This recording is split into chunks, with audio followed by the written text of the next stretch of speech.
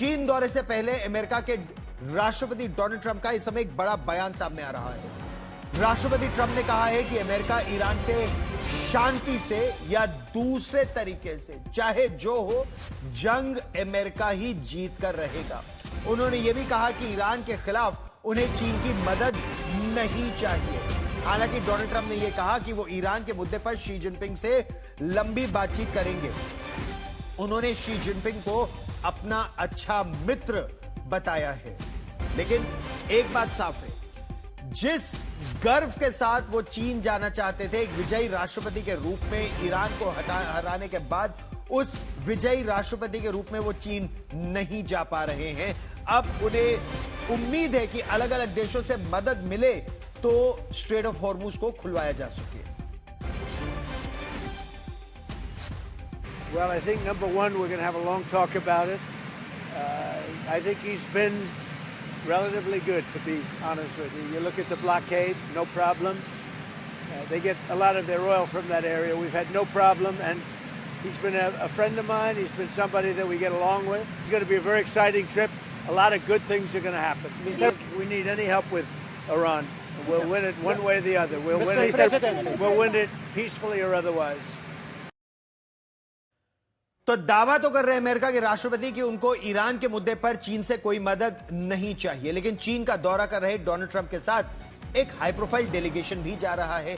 इसमें न केवल बड़े अधिकारी हैं बल्कि कई बड़ी अमेरिकी कंपनियों के सीईओ शामिल हैं, जिनका चीन के साथ व्यापार और वाणिज्य पहले ही है, उसे और बढ़ाने की कोशिश है। लेकिन बीजिंग के गलियारों में सबसे ज्यादा चर्चा जिन 6 चेहरों की हो रही है उनके बारे में हम आपको विस्तार से बताते हैं, अधिकारियों की भी और सीईओ की भी। हम सबसे पहले बात करेंगे मार्को रूबियो की, अमेरिका के सेक्रेटरी ऑफ स्टेट, चीन के कट्टर आलोचक हैं। मार्को रूबियो का विदेश मंत्री के रूप में वहां होना यह साफ संकेत है कि अमेरिका सुरक्षा और मानवाधिकार के मुद्दों पर रत्ती भर भी झुकने को तैयार नहीं है।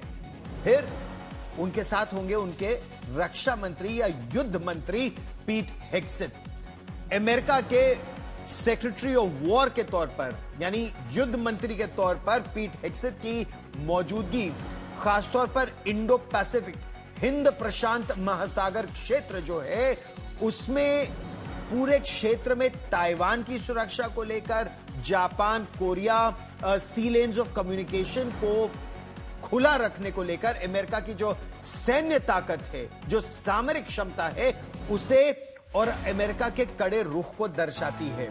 फिर एरिक ट्रंप, डोनाल्ड ट्रंप के जो सुपुत्र हैं एरिक ट्रंप, वो ट्रंप ऑर्गेनाइजेशन के प्रमुख के रूप में उनकी मौजूदगी होगी।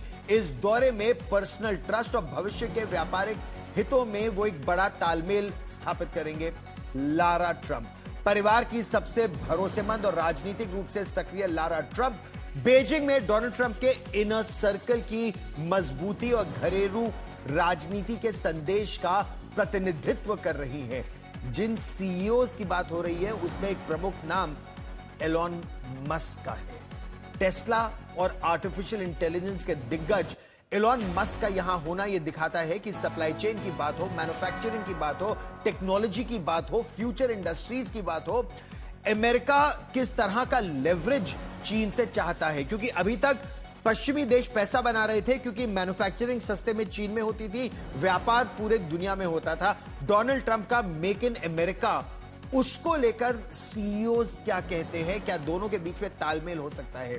टिम कुक, एप्पल के सीईओ टिम कुक की मौजूदगी का सीधा मतलब है टैरिफ और मैन्युफैक्चरिंग पर सीधी बात, ताकि अमेरिकी कंपनियों के हित को चीन के बाजार में भी सुरक्षित रखा जा सके। साफ है डोनाल्ड ट्रंप का जो डेलीगेशन है सिर्फ कूटनीति की दृष्टि से नहीं, सिर्फ सामरिक संबंधों की दृष्टि से नहीं, बल्कि डील मेकिंग के इरादे से चीन पहुंच रहा है। लेकिन क्या कोई बहुत बड़ी डील हो सकती है, इसको लेकर अटकलें लग रही हैं कि कुछ निकल कर आए तो अच्छा होगा। तो हम आपको ये जो 6 चेहरे दिखा रहे हैं इस पर दुनिया भर की निगाहें हैं। सबसे बड़ी बात, क्या G2 यानी एक अमेरिका और एक चाइना पूरी दुनिया को 2 खेमों में वर्चस्व की दृष्टि से डिवाइड करके गवर्न करने का, एडमिनिस्टर करने का या एरिया ऑफ इन्फ्लुएंस को बढ़ाने का, इस दृष्टि से आगे बात करेंगे कि पूरे वेस्टर्न हेमिस्फीयर की अगर बात की करें तो वहां पर अमेरिका, और अगर हिंद प्रशांत महासागर की बात करें तो वहां चीन का प्रभुत्व। क्या ये आगे की रणनीति होगी? प्रणय उपाध्याय मेरे सहयोगी ताजा जानकारी के साथ हमारे साथ जुड़ रहे हैं। प्रणय, पहले बहुत अटकलें लगाई जा रही थी कि ये जो यात्रा होगी ये ऐतिहासिक होगी, इससे ईरान में किसी समस्या का समाधान निकलने में उम्मीद होगी, लेकिन तब यह कहा जा रहा था एक विजयी राष्ट्रपति के रूप में डोनाल्ड ट्रंप जाने की उम्मीद रख रहे थे। इस स्थिति में जब अमेरिका का पलड़ा कमजोर माना जा रहा है, ऐसे में क्या चीन मीठी बातें कर कर अमेरिका को फंसा सकता है, जैसा अमेरिका में कई विशेषज्ञों का आकलन है? निश्चित रूप से गौरव, राष्ट्रपति डोनाल्ड ट्रंप की इच्छा ये रही होगी कि वो ईरान का मामला सुलझाकर एक विजेता की डील हाथ में लेकर और फिर ईरान के साथ या चीन के साथ बातचीत की मेज पर जाएं और वहां टैरिफ के मुद्दों पर बातचीत करें, क्रिटिकल मिनरल्स के मुद्दों पर बातचीत करें, लेकिन ऐसा हो ना सका। और इस समय जब राष्ट्रपति डोनाल्ड ट्रंप बीजिंग के रास्ते में हैं, तो उस समय उनके दिमाग में सबसे बड़ा मुद्दा यही होगा कि चीन के साथ बातचीत करते समय कैसे इस ईरान के मुद्दे से और खासतौर पर स्ट्रेट ऑफ हॉर्मूज का जो दलदल बन चुका है उससे किस तरीके से निकला जा सकता है। साथ ही वो अपने साथ जो बिजनेस डेलीगेशन लेके गए हैं, आप देखिए कि जो फहरिस्त आप स्क्रीन पर चला रहे हैं उसमें एक बड़ा रोचक नाम एलन मस्क का भी है। और एलन मस्क और डोनाल्ड ट्रंप के बीच में रिश्तों का इतिहास बीते करीब 1 सवा साल में क्या रहा है आप अच्छी तरीके से जानते हैं। लेकिन चीन में की इस यात्रा के दौरान एलन मस्क के दबदबे और उसके प्रभाव का भी शायद राष्ट्रपति डोनाल्ड ट्रंप इस्तेमाल करना चाहते हो। बीजिंग के अंदर ईवी का मुद्दा भी महत्वपूर्ण होगा, साथ ही रेयर अर्थ मिनरल्स की जो सप्लाई है वो भी महत्वपूर्ण होगा। लेकिन राष्ट्रपति डोनाल्ड ट्रंप चाहेंगे, और खासतौर पर चीन के नजरिए से देखा जाए तो उनके लिए ये एक विन विन डील के तौर पर राष्ट्रपति ट्रंप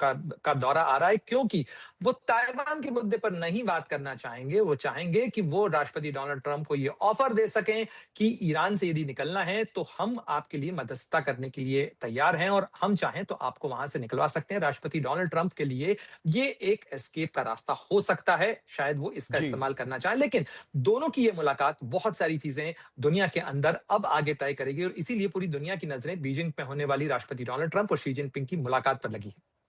बहुत महत्वपूर्ण अमेरिका के राष्ट्रपति की ये चीन यात्रा, लेकिन क्या यह दिखा रहा है कि अब शक्ति एशिया में आ रही है, यानी जो पश्चिमी देश और अमेरिका उसकी ताकत कम हो रही है, एशिया के देशों की ताकत और खासतौर पर चीन और भारत की ताकत ये निरंतर बढ़ रही है। इस बड़ी खबर पर रहेगी नजर। जैसे कि मैं सो रहा हूँ तो पिताजी को जगाना है मुझे, तो वो डायरेक्ट उठाने के बजाय, और हिंसा की परंपरा मेरे यहाँ नहीं थी सौभाग्य से, तो वो क्या करते थे कि उस कमरे में आ जाएंगे या बाहर से गुजरेंगे और चौपाई बोलेंगे, प्रात काल उठ गए रघुनाथा मात पिता गुरु नावई माता। कभी कभी मैं गुस्से में उठ करके अरे पापा चरण स्पर्श किया और सो गया। मैंने कहा अब मत उठाना।